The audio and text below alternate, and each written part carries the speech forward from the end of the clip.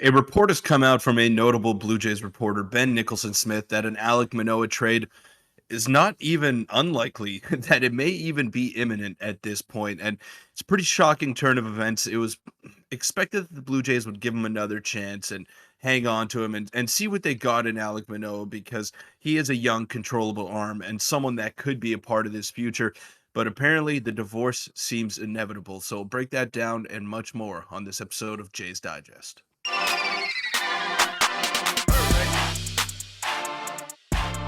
What's up, Jays fans? I'm your host, Peter Vryonis, alongside host Nick Gosse. Now, Alek Manoah has been in the news all season long, and for all the wrong reasons. He hasn't performed well.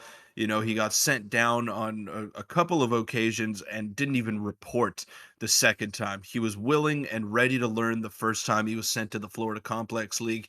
He actually looked good, and he made some strides there as well. But then he came back up, some more poor performance hit him, got sent back down and just wasn't cooperating with what the Blue Jays front office had in their plans. Now, you can blame both sides because I think they both handled it poorly. Alek Manoah was not ready to work when he got sent to the minor leagues, and the Toronto Blue Jays rushed him back up to the bigs, and that ultimately led to all of this happening. Now, it was just a terrible situation all around. He went from a Cy Young contender to now being out of the rotation and maybe off the team in the near future. So, Nick, it's a puzzling situation. It's unlike anything that I've ever seen in my years as a Blue Jay fan. I guess you could compare it to the Ricky Romero situation, but that was injury related, not necessarily with the same amount of expectations either as Alek Manoah. So this is just crazy to me. I can't believe it all went down like this. I'm on the side of not trading him because this would be the worst time to trade him. I think his value is at the lowest possible point that it could be at. And I just don't know what you can get in return for him. Yeah, very, very, puzzling report kind of came out yesterday. Before we get into that, make sure to hit the subscribe button. We're on the road to 10,000. And a big percent of you guys aren't subscribed, so that would help us out a lot. And let's just get into it. Nicholson Smith dropped an article yesterday, and it had a lot of stuff in it. And there's going to be something that's highlighted here. So he was going over some potential trade packages, and we'll have some more of these in the future for you, and probably tomorrow or the next day's video. He went over some, interesting and gave some inside sources in some of these trades, but this was one of the first options, and I just want you guys to focus on the last bullet point for all these I'm about to, or the next two I'm about to bring up. Acquire Dylan Carlson for Alek Manoah. Acquire Dylan Carlson for Alek Manoah. And then there was another that also had acquire Dylan Carlson for Alek Manoah.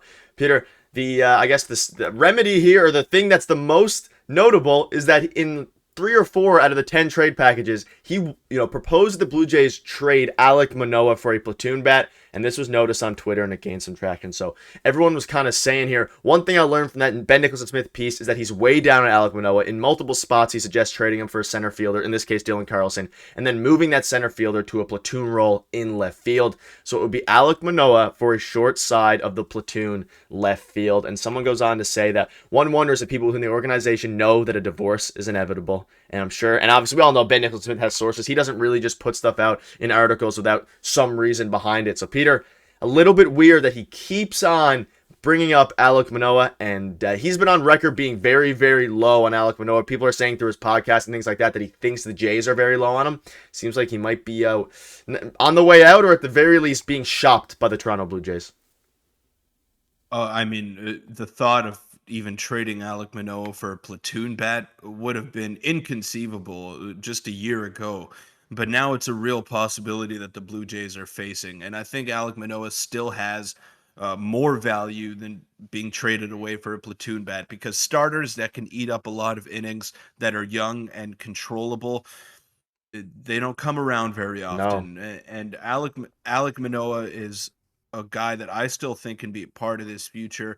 And the Blue Jays have to make a choice here. Is it the front office that they want to keep around? Is it the coaching staff that they want to keep around, or do they want to pander to the players? And right now they're making their choice clear that they're going to listen to what the front office has to say and that it's their decisions that they're going to make. And right now the relationship seems to be in the worst possible place between the front office and Alek Manoah, and it's just frustrating as a fan because everything was lined up correctly. Everything was there right in front of us, and it seemed as though the Blue Jays and Alek Manoah were headed towards a long, healthy, prosperous relationship, and now they're the divorce, like you said, is seemingly inevitable, and it's it's unfathomable. It's unfathomable. I just can't believe we're at this stage right now between the two sides. You got to believe that there's some stubbornness from both parties here. Alek Manoah obviously didn't report to AAA Buffalo. He wasn't ready to put the work in during the season, and right now you see him posting workout videos on Instagram, and he's back on social media, and he looks like he slimmed down a considerable amount. So why would you not run it back? But right now, the Blue Jays have it set in their ways, and they don't want to bring him back, and they want to move in a different direction. And that to me just doesn't make any sense. You're going to trade him for a platoon bat after it seemed that he would be a pillar in your rotation for at least 10 more years here. So it's frustrating as a fan.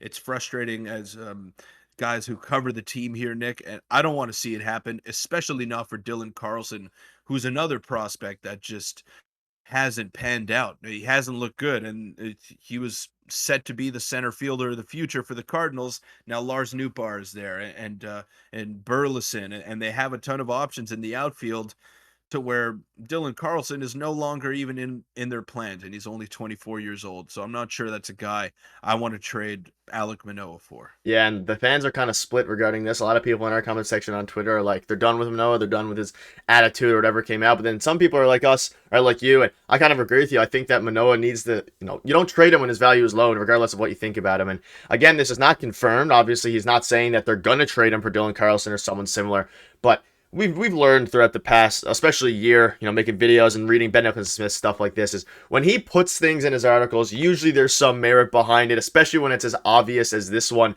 with Alek Manoah and Dylan Carlson back to back. So doesn't mean a trade is inevitable or super, super likely. Probably, maybe, we're not 100% sure right now. What we do know is that it's very, very likely that his sources are telling him that the Blue Jays, and I think he's been on public saying this, are very low on Alek Manoah right now, which is a little bit scary, but it kind of makes sense given the tensions. And if you look back to that Ross Atkins press conference, a bit of a weird answer when he said he hasn't asked for a trade, but he wasn't really super positive about Alek Manoah either. But a very, very weird situation here, and we're all familiar with Alek Manoah and how this all turned out. And Peter, you mentioned it. Alek Manoah's already putting in the offseason work. He looks better than, I'm not going to say better than ever, but he looks like he's thinned down a little bit and he's working hard, which is good.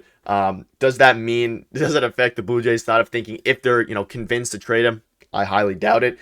And I guess the only way I think that it would make sense for them to trade him is if maybe they just think the relationship is completely severed beyond repair and they want to get someone to win over the next 2 seasons before they have to, or next season-ish, before they have to extend Vladdy and Bo. But even then, you got to keep him and not sell him for pennies on the dollar, especially when it's a guy like Dylan Carlson. Now, if it's a bigger package, maybe you could explore it, but maybe this relationship is a little bit worse than we thought.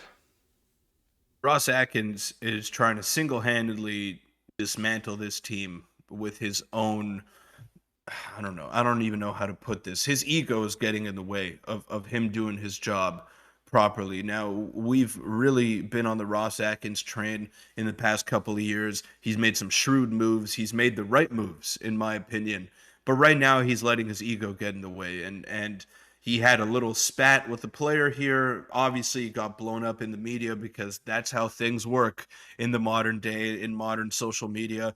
Things aren't kept private anymore. Once they're out there in the public, everyone knows about it. And that unfortunately happened. I mean, it is what it is. But right now, you got to work through these things and you got to try to repair that relationship. Because, like you said, you can't trade him for pennies on the dollar. I don't care what your thoughts are on Alek Manoah. You cannot afford to get a platoon bat in return for him. You got to give him a chance to at least build up his value. And if he comes back this season and he sucks again and he just totally nukes his trade value, then it is what it is. You bite the bullet if you're the Blue Jays, but I don't think it's worth giving up on him just for the sake of getting something in return for him. You got to give him the chance to build himself back up. And the one hope I'm grasping onto here is that Alek Manoah, in his Instagram bio, didn't take out the Blue Jays, said he's still a pitcher for the Toronto Blue Jays, which is good for me to see. He still has the picture of him wearing the baby blue jerseys. It's the nicest jersey in the game, so I wouldn't want to take that picture out either. But Alek Manoah seems to be committed to his own career. And that's one thing that's very important to me. He wants to be successful. Obviously, things didn't work out for him last year, but look at the track record that he had in the two prior seasons before totally just becoming an afterthought. Last year, he was very good, and he was well on his way to being a very good pitcher for a long time.